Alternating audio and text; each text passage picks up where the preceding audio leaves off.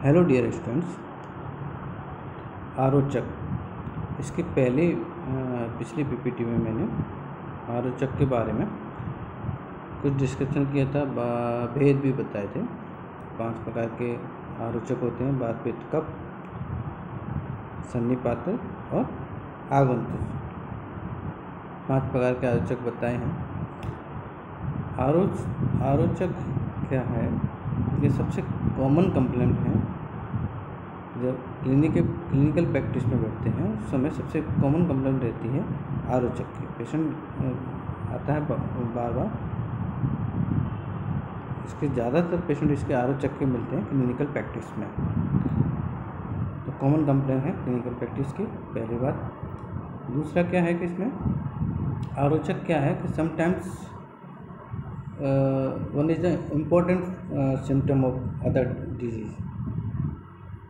One of the important symptoms in other disease में एक important लक्षण है ये अदर डिजीज का। जैसे जॉन्डिस है, जॉन्डिस में आपको आरोचक मिलेगा। तो अग्निबांध होती है तो उसमें खाना खाने की इच्छा नहीं होती। इसी प्रकार ट्यूबरकुलोसिस में भी एक डिजीज है। ट्यूबरकुलोसिस में मतलब टीबी में भी खाना खाने की इच्छा नहीं होती, वो भी एक आरोचक है। ऐसे ही आम बात में जब सीवियर पेन होता है, तो दर्द से परेशान रहता है पेशेंट, तो उस समय भी उस पेशेंट को खाने की इच्छा नहीं होती। तो ये डिजीज का एक सिम्टम भी है आरोचक। ठीक है, सिंपल भाषा में हम आरोचक को कहते हैं, आरोचक इज अ लॉस और deficiency of appetite for food, और दिस में भी आइदर ड्यू टू इंडाइजेशन और साइकोलॉजिकल कॉज। या तो इंडाइजेशन से हो सकता है या साइकोलॉजिकल कॉज से ये आरोचक हो सकता है। तो इसके अब हम संप्राप्ति देखते हैं कि संप्राप्ति क्या है। सुश्रुत ने इसकी संप्राप्ति का डिस्कशन किया है। दोषे प्रत्यक्ष है चित्त विपर्याच च भक्तायनेषु हृदय च अवतते प्रगाढ़म नान्य रुचि भक्ति तम विश्व विकारम भक्तोपघात निह पंचविद वदंती। सिंपल सी लैंग्वेज में है कि के अनुसार निदान सेवन से कुपित हुई बातादि दोष की एक संप्राप्ति बनती है। दूसरी संप्राप्ति है इसकी शोक, भय, क्रोध, मानसिक हेतुओं से अन्वेष होता है, हृदय को दोष में वृद्धि होकर अरुचि उत्पन्न होती है। अर्थात सिंपल सी भाषा है कि बातादि दोष का प्रकोप होता है निदान सेवन से। निदान सेवन के बाद अग्निमांद होती है, अग्निमांद होने पर अन्वेष होतो दृष्टि होती है, अन्वेष होतो दृष्टि होने के बाद आरुचि उत्पन्न होती है। दूसरा मानसिक वाला जो आरोचक है आगंतुक, शोक, भय, क्रोधज मानसिक हेतु का सेवन करने पर चेतना हृदय में जाके दोष का संचय होता है, हृदय में दोष की वृद्धि होती है, हृदय में दोष की वृद्धि होने के बाद आरुचि उत्पन्न होती है। तो दो संप्राप्ति है इसकी, एक बातादि दोष द्वारा और दूसरा मानसिक हेतु द्वारा आरोचक। तो इसकी संप्राप्ति घटक है दोष है, दूसरा दोष है मुख्यतः कफ का होता है और मानसिक दोष है। दूसरे क्या है रस, धातु और अन्न। स्रोतस में आएगा, अन्न में स्रोतस तो मेन है, और मनोवय स्रोतस की भी दृष्टि होती है। अधिष्ठान है आमाशय, हृदय और जिह्वा। दो स्रोत दृष्टि, संग है, अग्नि है, अग्निमांद मिलेगा। स्वभाव मृदु, साध्यता में साध्य व्याधि है। ये आरोचक साध्य व्याधि है। आचार्य चरक और सुश्रुत दोनों ने इसके 5 भेद माने हैं। भेद के अनुसार इनके अलग अलग सिम्टम्स हैं। बातादि दोष के अनुसार बातज अरुचि के लक्षण परे हस्त दंत कषाय वक्रश्च मतो अनिलेन, मतलब दंत हर्ष होना, मुख का कसेला स्वाद होना, bitter taste of mouth, astringent taste, मुख का एस्ट्रिंजेंट टेस्ट होगा, हृदय शूल और आश्चर्य। ये सिम्टम बातज अरुचि के मिलेंगे। पित्त अरुचि में कटु अम्ल लवण उष्ण विरसम च पूति पित्तेन विदात लवणम च वक्रम। ये कफज अरुचि के लक्षण है। मुख का स्वाद कटु अम्ल और उष्ण होगा। मुख विरस होगा, विरस कोई टेस्टलेस होगा। पूती मुख से खट्टी गंध आने लगेगी। हृदय दाब भी हो सकता है। कफज अरुचि के लक्षण है माधुर्य पैचिल्य गुरुत्वम शैत्य विबंध संबद्ध युक्तम कफेन। मुख का स्वाद मधुर और लवण युक्त होगा। माधुर पिछलता रहेगी। गौरव शैत्य विबंध मिलेगा। ये इसके कफ के सिम्टम्स हैं। सन्निपातज में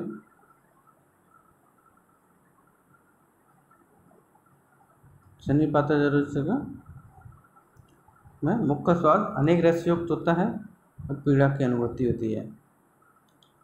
आगंतुज अरुचि शोक भयानी लोभ क्रोध क्रोधाद हृदय आसन गंध जे स्यात् स्वाभाविकम वक्रम था अरुचिश्च त्रिदोषीय न एक रस भवितु। शोक भय क्रोध मानसिक भावों से और हृदय अप्रिय पदार्थों के सेवन से अप्रिय गंध के सेवन से जो रुचि उत्पन्न होती है। असन गंध जे स्यात् अहृदय अप्रिय गंध अप्रिय पदार्थों के सेवन से जो अरुचि उत्पन्न होती है उसको हम आगंतुज अरुचि कहते हैं। इसके सिम्टम्स हैं मुख का स्वाद सामान्य होना, ना एक रसिष्ठ भवतु, व्याकुलता रहती है, मूर्छा आती है। ठीक है, ये इसके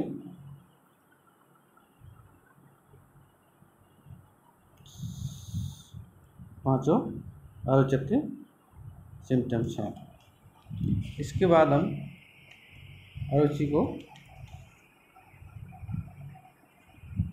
अरुचि में थोड़ा सा और है, जैसे लॉस ऑफ एपेटाइट और एनोरेक्सिया थोड़ा सा डिफरेंट भी याद रखना चाहिए। Distinguish from fear of eating because of peptic ulcer.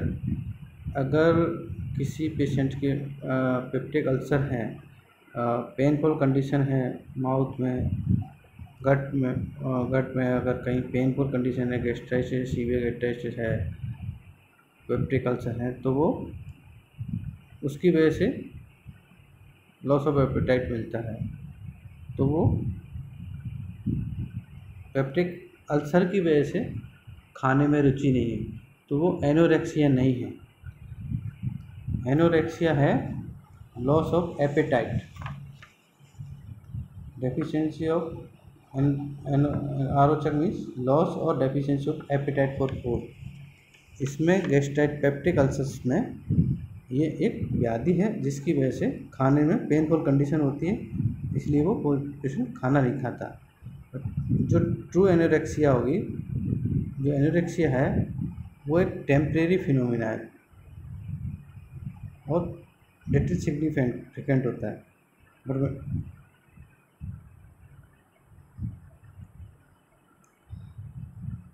और इसी प्रकार जैसे ट्यूबरक्लोसिस का मैंने अभी बताया था, सीवियर एनीमिया में, इनमें भी अरुचक एक सिम्टम्स है।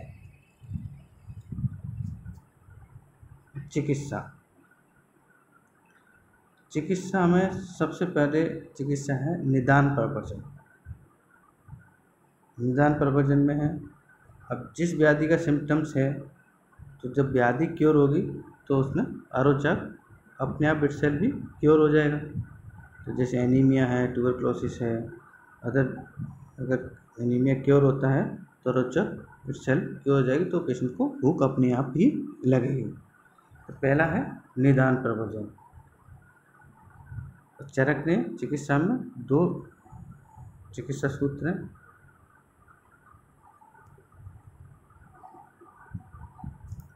इसी प्रकार निदान प्रवर्जन में मानसिक भावों का भी निदान प्रवर्जन करना है और सत्वावजय चिकित्सा करनी है। मानसिक अरुचि के लिए सत्वावजय चिकित्सा होती है, वो हमें करना है। उसके मन के अनुसार अन्नपान सेवन कराना है, मन को खुश रखना है, प्रसन्न रखना है, रोगी को आश्वासन देना है कि वो खुश रहे, उसका एनवायरनमेंट ठीक रहे, ये मानसिक भाव को कम करें जिससे वो खाने में रुचि होगी। अरुचि कवल ग्रह धूमा समुख धावना।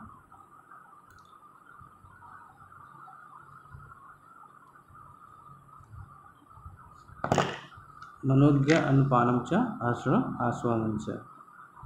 इसमें दिया है अरुचि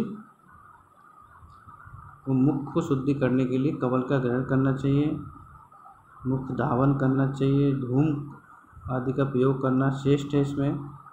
और आगंतुक के लिए मनोज्ञ अन्नपान, मन के अनुसार जो अन्नपान जो उसको ठीक लगे, हर्षण उसको मन को पसंद रखना है और आश्वासन देना है, ये इसकी आगंतुक चिकित्सा है।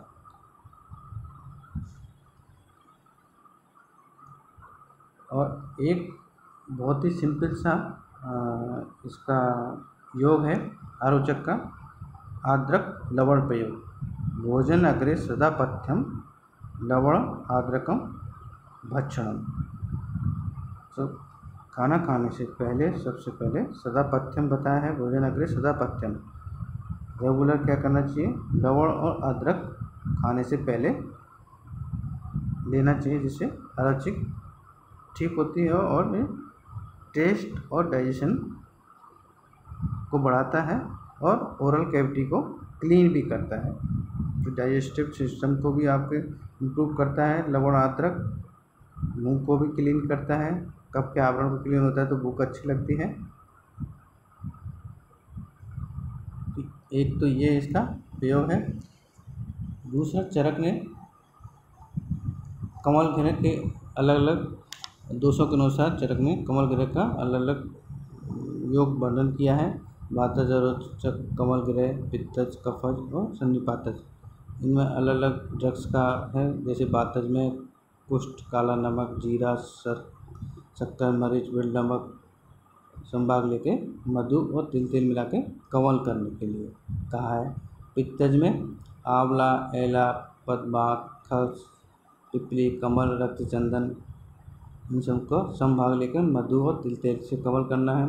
कफज में लौद्र, तेजबल, बड़ी इलायची की त्रिकटु, यवच्छा में मधु और तिल मिलाकर कमल करना है। इसी प्रकार सन्निपातज आरोचक में अदरक, अनार, जीरक, शर्करा, मधु, तिल मिलाकर कमल कराना है। ये सन्निपातज अलग अलग चरक ने कमल दोषों के अनुसार कमल बताया हुआ है। और एक सिंपल सा योग है शर्करा और नींबू का 6:1 अनुपात में मिलाकर, इसमें लौंग और मिर्च मिलाकर पान करना चाहिए। एक चरक ने सर्व अरोचक नाशक योग बताया है जो काफ़ी अच्छा है। कार्बी, मरीच, अजाजी, द्राक्षा, वृक्षाम्र, दाड़िमम, सौवर्चलम, गुणम, छोद्रम, सर्व आरोचक नाशकम। इसमें क्या क्या है, मंगरेला, मरीच, जीरक, द्राक्षा, वृक्षाम्र, दाड़िम बीज, शौचल लवण, गुड़ एवं शहद का चूर्ण बनाकर भट्टी बनाकर इसका प्रयोग करने के लिए कहा है। दूसरा चिकित्सा ने सूत्र दिया, बस्ती समीरणे पित्ते विरेकम बमने कफे कुर्यात कृत हृदय अनुकूलानि हर्षणम च मनोघ्ने जे। तो वातज अरोचक है तो उसमें बस्ती का प्रयोग करना है। पित्तज अरोचक है तो विरेचन, कफज अरोचक है वमन, आगंतुज अरोचक है तो मन को पसंद करने वाला और मनोनुकूल आहार देना है। ये चरक के चिकित्सा सूत्र है। इसके बाद इसमें संसमन चिकित्सा,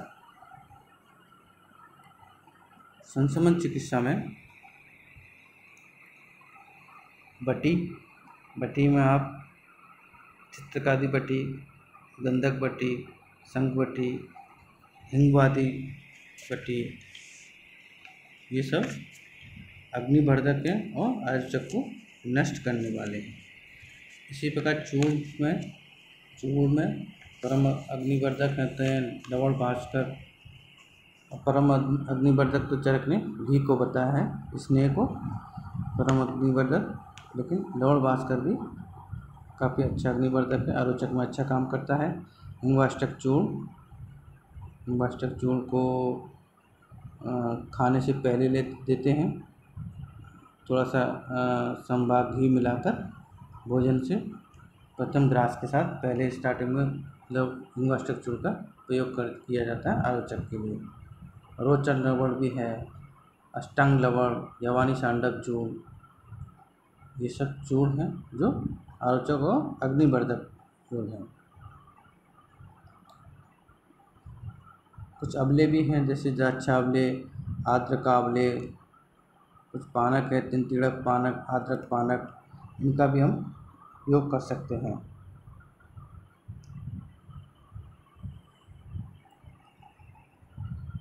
और रसज भी हैं, सुधा निशी रस, बड़मान रस, इनका भी यूज कर सकते हैं। पथ्य में इसमें पथ्याहार में साली चावल है, गेहूँ, केला, अनार, गोदुग्ध, घृत, लहसुन, तक्र अग्निवर्धक, अच्छा अग्निवर्धक है। दही भी उष्ण होता है इसलिए उसको अग्निवर्धक कहते हैं। आद्रक मधुर तिक्त पदार्थ। और बिहार में क्या करना चाहिए? जिब्रा लेखन, मुख की स्वच्छता रखनी, दातुन, स्नान भी एक अग्निवर्धक है, कवल धारण करना चाहिए और व्यायाम भी करना चाहिए, क्योंकि जब एक्सरसाइज करेंगे तो डाइजेशन अच्छा रहेगा तो अग्नि का वर्धक होगा तो भूख लगेगी। अपथ्य में इसको गुरु पिष्ट और पिच्चिलाहार का सेवन नहीं करना है। बिहार में बेगों का विदारण ना करें। मूत्र पुरुष उद्धार इनका धारण, बेगों को धारण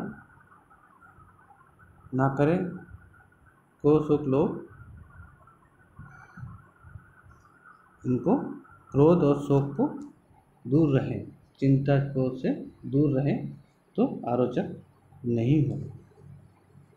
इस प्रकार इसको मॉडर्न में इसका विशेष एनोरेक्सिया का डिस्क्रिप्शन ज़्यादा नहीं है, और अगर वो ट्रीटमेंट देते हैं तो वो कार्बोनेटिव एपेटाइजर्स, एंजाइम्स प्रिपरेशंस ये चलाते हैं, एंजाइम्स एपेटाइजर्स देते हैं और मल्टीविटामिन्स देते हैं। तो हमको तो इसमें आयुर्वेद में ज़्यादातर लिवर पे जो काम करने वाली ड्रग्स हैं, और मानसिक जो है यदि अगर कोई मानसिक साइकोथेरेपी की ज़रूरत है, अगर शोक भय अगर है तो उनका निदान का प्रवचन करके उसके अनुसार ब्राह्मी बट्टी है, अश्वगंधा रिष्ट है, वो भी हम इसमें ऐड कर सकते हैं। इसी के साथ ही आरोचक को समाप्त करते हैं, फिर नेक्स्ट पीपीटी में दूसरा टॉपिक बताएंगे।